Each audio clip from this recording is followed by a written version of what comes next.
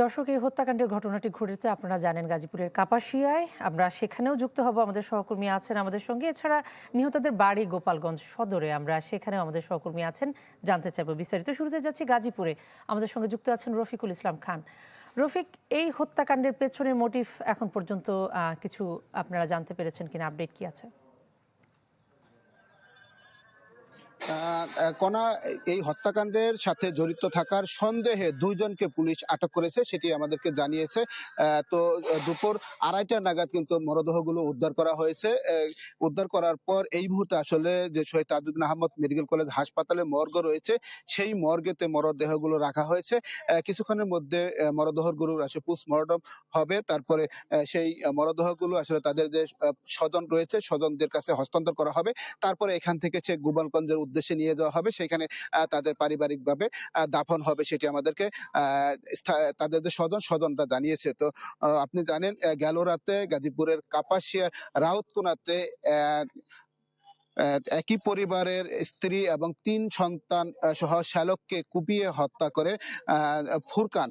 তো যেহেতু ফুরকান পলাতক রয়েছে, এই কারণে পুলিশ যেটি জানিয়েছেন যে ফুরকান এই হত্যাকাণ্ডের সাথে জড়িত রয়েছে। তাছাড়া ফুরকান যখন গতকালকে রাতে এই হত্যাকাণ্ডটি ঘটনা ঘটে, এরপরে কিন্তু ফুরকানের যে ভাইয়ের স্ত্রী রয়েছে তাকে ফোন দিয়ে ঘটনাটি জানিয়েছেন, এবং তাদের যে স্ত্রী শারমিন রয়েছে তার ভাইদেরকে, তাদের স্বজনদেরকে আসলে এই ঘটনাটি জানানোর কথাও বলেছে ফুরকান। এমনটি কিন্তু যে শারমিনের স্বজন রয়েছে তারা আমাদেরকে জানিয়েছেন, এবং এই কারণে ঘটনাটি স্পষ্ট যে ফুরকানি হত্যাকাণ্ডটি ঘটিয়েছেন, এবং এই হত্যাকাণ্ডের সাথে জড়িত যেহেতু ফুরকান রয়েছে, তাকে ধরার জন্য আইন শৃঙ্খলা বাহিনীর সদস্য ইতিমধ্যে মাঠে নেমেছে, সেটি আমাদেরকে জানিয়েছেন। এখন দেখার বিষয়, যদি আটক হয় এর পিছনে কোনো কারণ আছে কিনা। যেহেতু প্রতিটি মরদেহের পাশ থেকে কিন্তু একটি করে চিরকুট লেখা আছে, এবং চিরকুট সেটি কিন্তু গোপালগঞ্জের সদর থানায় একটি অভিযোগপত্র রয়েছে, সেখানে স্ত্রীকে দায়ী করা হয়েছে, স্ত্রীর পরকীয়া সম্পর্ক। এমনকি যে ফুরকানের বিপুল অঙ্কের টাকা নিয়ে বাবার নামে একটি সম্পত্তি কেনা হয়েছে, এই সমস্ত অভিযোগও রয়েছে।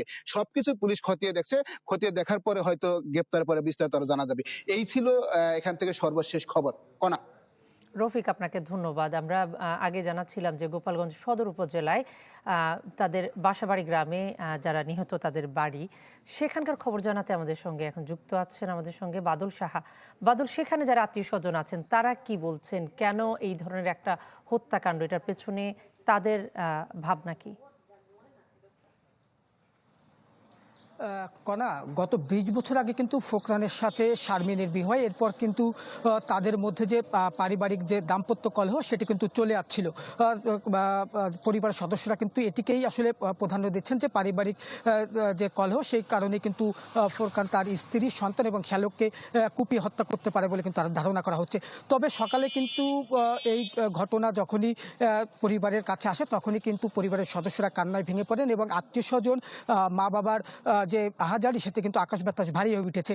তবে আরেকটি বিষয় হচ্ছে যে মরদেহের পাশে কিন্তু গোপালগঞ্জ সদর থানায় একটি জিডির কপি পাওয়া গিয়েছে। সেটি কিন্তু আমরা ইতিমধ্যে গোপালগঞ্জ সদর থানায় যিনি ভারপ্রাপ্ত কর্মকর্তা রয়েছে, সেই বিষয়টি নিয়ে কিন্তু আমি তার সাথে কথা বলেছি। তিনি কিন্তু আমাদেরকে জানিয়েছেন যে এইরকম কোনো জিডি কিন্তু গোপালগঞ্জ সদর থানায় করা হয়নি বলে আমাদেরকে কিন্তু সদর থানার ভারপ্রাপ্ত কর্মকর্তা বিষয়টি নিশ্চিত করেছেন।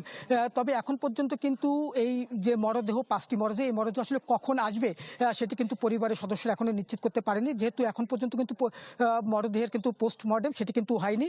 ফলে এই পরিবারের সদস্যরা যারা গাজীপুরের কাপাসিয়ায় গিয়েছেন, তারা কিন্তু এখন পর্যন্ত জানাতে পারেননি যে তার মরদেহ নিয়ে আসলে কখন তারা ফিরবেন। তবে আরেকটি বিষয় হচ্ছে যে এই শ্যালককে কিন্তু ফোন দিয়ে ফোরকান তার বাড়িতে ডেকে নিয়েছিল, এবং সেই সাথে কিন্তু নিহত শারমিনের যে ভাগ্নে, তাকেও কিন্তু ডেকে নেওয়া হয়েছিল। কিন্তু ভাগ্নে ওই তার